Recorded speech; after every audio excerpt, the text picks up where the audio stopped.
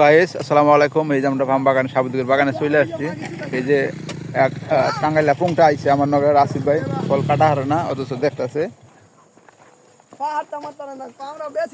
বেশি গেল সব ফালা খাইলেও এই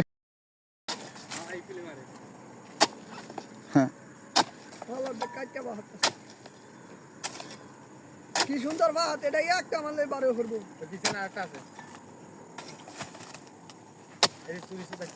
কাম হেকে না কিন্তু চুরি হিকছে। লাগানো তাদের সেটা বাইরে তো ফল